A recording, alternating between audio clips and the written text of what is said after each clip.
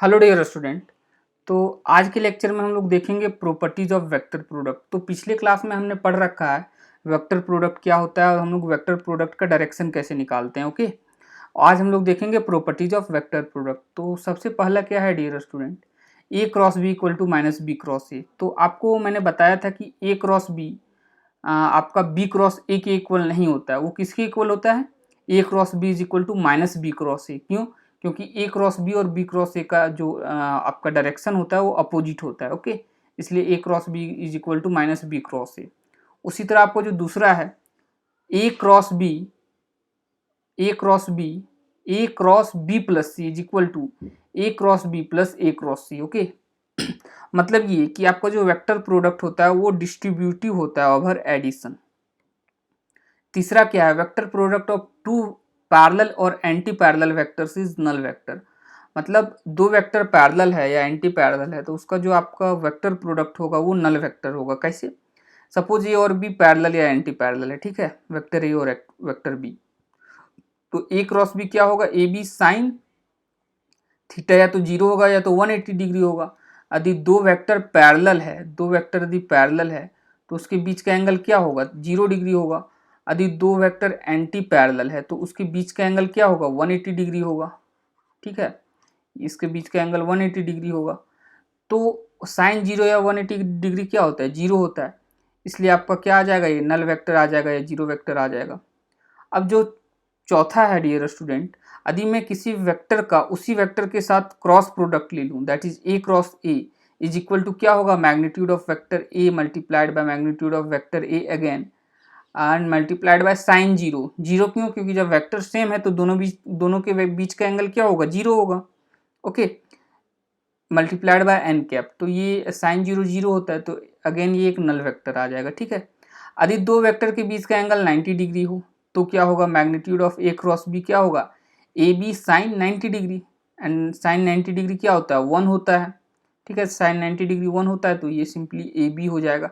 मतलब ये कि यदि थीटा 90 डिग्री हो, दो वेक्टर के बीच का एंगल 90 डिग्री हो, तो magnitude of A cross B क्या होता है? सिंपली दोनों वेक्टर्स के मैग्नीट्यूड का प्रोडक्ट हो जाता है, that is A multiplied by B. ठीक है, उसके बाद क्या है डियर स्टूडेंट, या ये इंपॉर्टेंट है, थोड़ा ध्यान से देखना।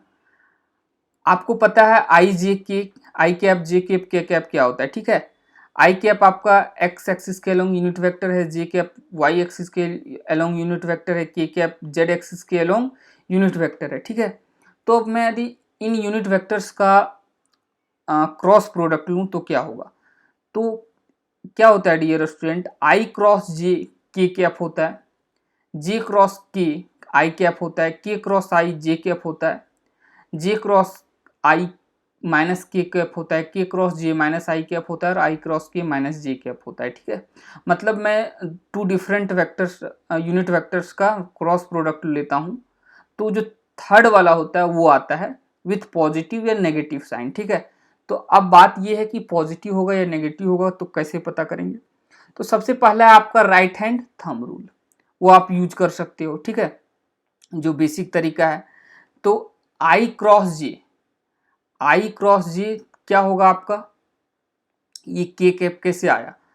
तो डियर स्टूडेंट आप ऐसे समझ सकते हो, आई क्रॉस जे। तो अब आप देखो, आपको जस्ट मैं बता दूं, आई क्रॉस जे क्या होगा? Magnitude of I cap magnitude of J cap sine I और जे। तो आई और जे के बीच का एंगल आप देखो यहाँ से 90 डिग्री है। ठीक है, साइन 90 डिग्री। और एक आपका एन कैप होता है, तो आप ये देखो, ये तो आपका 1 हो जाएगा mod I magnitude of I cap, क्योंकि यूनिट वेक्टर है। उसी तरह मैग्नीट्यूड ऑफ जे भी 1 हो जाएगा, ये 1 ये 1 sine 90 degree 1 equal to N cap. तो ये सिंपली एन कैप आ गया। तो अब यही हमें बताना है कि एन कैप किस डायरेक्शन में होगा। ठीक है, वही बेसिकली हम लोग निकालेंगे। जैसे यहाँ आई क्रॉस जे के कैप आया, मतलब एन कैप मेरा क्या आया है? डायरेक्शन क्या आया है? के कैप आया। तो बेसिकली डियर स्टूडेंट हम लोग वही हम लोग यहाँ निकालेंगे, वही हम लोग यहाँ फाइंड आउट करेंगे। ठीक है, ये एन कैप का डायरेक्शन क्या होगा? बाकी तो 1 हो जा रहा है। तो उसी तरह सब में होगा। ठीक है, तो अब देखो, अब राइट हैंड थंब रूल का यूज करेंगे हम लोग।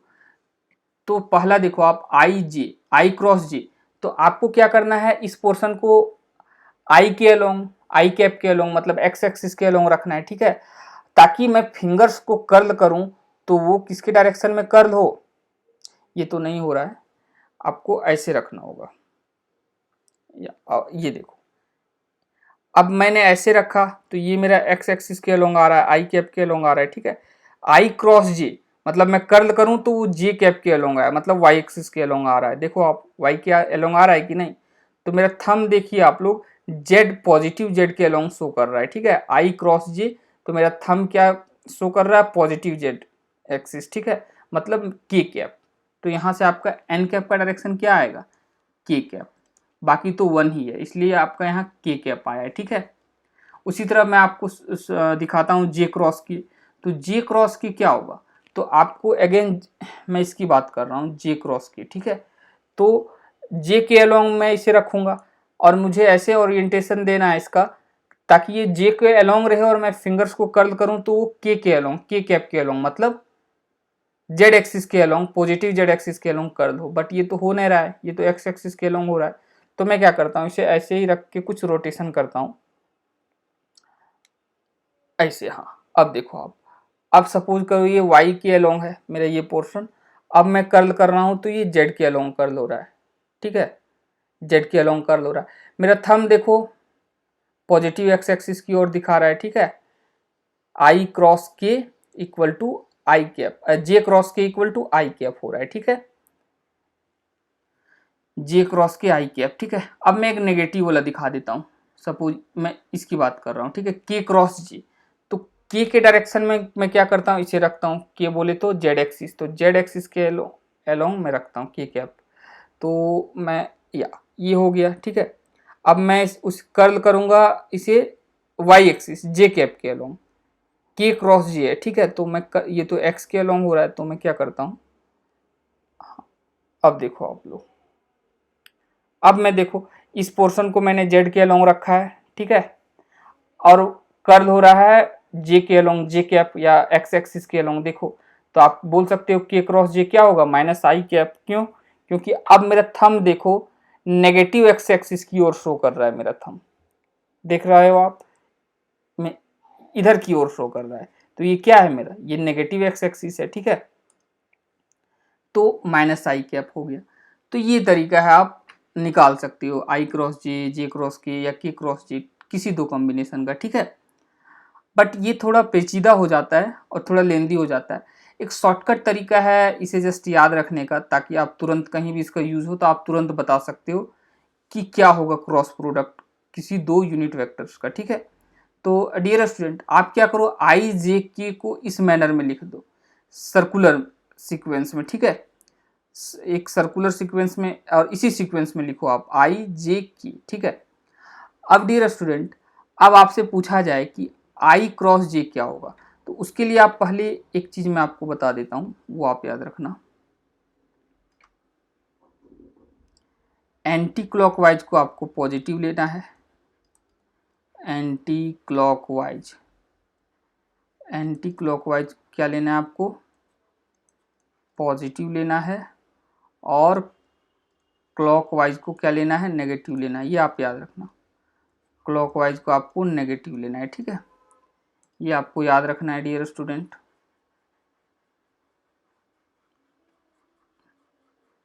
और आपको इसी सीक्वेंस में लिखना है आई जे के, ऐसा नहीं कि आपने यहाँ जे लिख दिया, आई जे के, ओके। अब देखो आई क्रॉस जे, तो मैं आई क्रॉस जे मतलब आई से मैं जे जाता हूँ, मैं पहले आई क्रॉस जे ले रहा हूँ, ठीक है, मैं यहाँ अलग से लिख देता हूँ, ठीक है, तो ये अच्छा होगा, आई क्रॉस जे, मैंने ये फर्स्ट वाला केस लिया, ये क्या होगा, तो आई से आपको जे जाना है, आई से मैं जे गया, तो ये क्लॉकवाइज है या एंटी क्लॉकवाइज, ये आपका एंटी क्लॉकवाइज है, और एंटी क्लॉकवाइज क्या लेंगे हम, पॉजिटिव लेंगे, तो इसलिए के कैप हो जाएगा, ठीक है। उसी तरह सपोज मैं ये लेता हूँ के क्रॉस जे, ठीक है, क्या लेता हूँ मैं, के क्रॉस जे, तो ये क्या आएगा, के क्रॉस जे, के क्रॉस आई एक्चुअली है ये,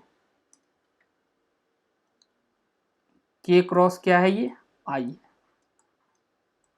तो के क्रॉस आई क्या होगा, तो अगेन मैं देखो के से आई जाता हूँ, तो ये आपका क्या है, क्लॉकवाइज है या एंटी क्लॉकवाइज है, ये अगेन एंटी क्लॉकवाइज है, तो ये आई के क्रॉस आई क्या हो जाएगा आपका, ये तीसरा जो जे है पॉजिटिव जे हो जाएगा। उसी तरह एक मैं कोई नेगेटिव ले लेता हूँ, सपोज ये वाला ले लेता हूँ आई क्रॉस के, तो आई क्रॉस के क्या होगा आपका डियर स्टूडेंट, आई से आप के जाओ, ठीक है, आई से के में जाता हूँ, देखो आई से मैं के गया, ठीक है, तो ये क्या हो गया डियर स्टूडेंट आपका क्लॉकवाइज हो गया। तो क्लॉकवाइज के लिए हमने क्या बोला, नेगेटिव लेना है, तो आई क्रॉस के क्या हो जाएगा, माइनस जे हो जाएगा, ठीक है।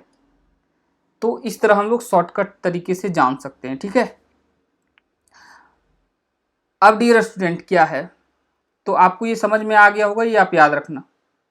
उसके बाद डियर स्टूडेंट जो 7th पॉइंट है वो ये है कि हमें पता है A cross B equal to क्या होता है, magnitude of A cross B equal to magnitude of vector A multiplied by magnitude of vector B multiplied by sine theta, okay.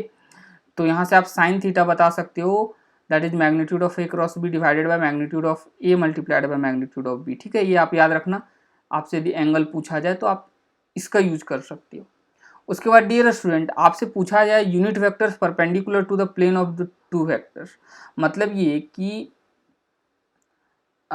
Unit vector आपको बताना है perpendicular to the plane of two vectors. Suppose two vectors दिया हुआ हो, ठीक है, to vectors दिया हुआ, एक कोई प्लेन है, एक कोई प्लेन है, इसमें दो वेक्टर्स दे रखा है,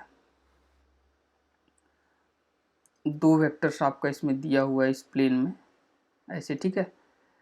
suppose this is vector A, this is vector B, okay.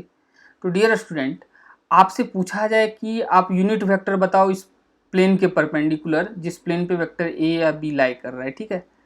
तो डियर स्टूडेंट मैंने बताया था कि ए क्रॉस बी क्या होता है, एक वेक्टर होता है जो इसके परपेंडिकुलर ही लाई करता है, ठीक है। ए क्रॉस बी क्या होता है आपका, एक वेक्टर होता है जो कहाँ लाई करता है, जो कि उस प्लेन के परपेंडिकुलर होता है जिस प्लेन पे वेक्टर ए और बी लाई कर रहा हूँ, मतलब ये आपका क्या, यही तो आपका ए क्रॉस बी होता है, आपको ये पता होगा। और ये आपका क्या होता है, प्लेन के परपेंडिकुलर होता है, आपको पता होगा ये, ठीक है। तो डियर स्टूडेंट वही मैं क्या करता हूँ, यूनिट वेक्टर के लिए ए क्रॉस बी ले लेता हूँ, क्यों, क्योंकि ए क्रॉस बी तो आपका परपेंडिकुलर होगा प्लेन के। तो ए क्रॉस बी क्या होता है, A B sine theta N cap होता है, यही एन कैप हमें निकालना है, unit vector perpendicular to the plane. और ये जो ए बी साइन थीटा क्या है, ये ए क्रॉस बी का मैग्नीट्यूड है, तो मैंने इसे सेपरेट लिख दिया इस पार्ट को, magnitude of A cross B multiplied by N cap, तो यहाँ से आपका एन कैप आ जाएगा A cross B divided by magnitude of A cross B, ठीक है। एन कैप क्या है यहाँ आया, एन कैप आपका यहाँ है unit vector perpendicular to the plane of vectors A and B. तो ये आपका इंपॉर्टेंट है, ये भी याद रखना, कई सारे प्रॉब्लम्स आपको मिलेंगे जिसमें आपको यूनिट वेक्टर पूछा जाएगा to the plane containing two vectors, ठीक है। ओके डियर स्टूडेंट, तो आज के लिए इतना ही, फिर मिलेंगे नेक्स्ट लेक्चर में, या सो बाय एवरीवन।